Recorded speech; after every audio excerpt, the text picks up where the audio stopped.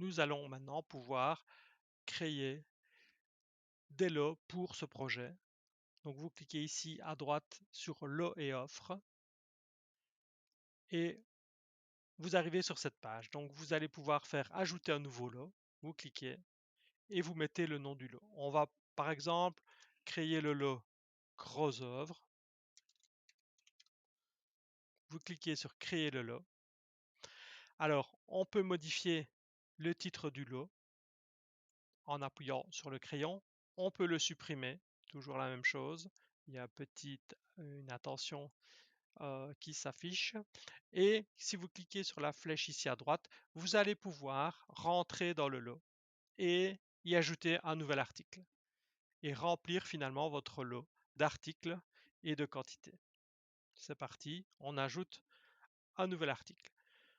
Je vais, en cliquant ici par exemple, taper bloc de béton. Je vais prendre une nature de marché, par exemple, une quantité présumée. En unité, je vais prendre des mètres cubes. Je vais taper, par exemple, 20 en quantité. Le commentaire secondaire, c'est le commentaire spécifique à votre projet. Donc, ce n'est pas le commentaire de la base de données, c'est le commentaire particulier vraiment à votre projet.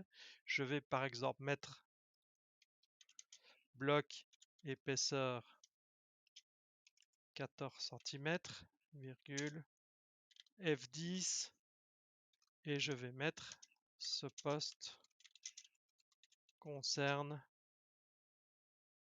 uniquement le rez-de-chaussée.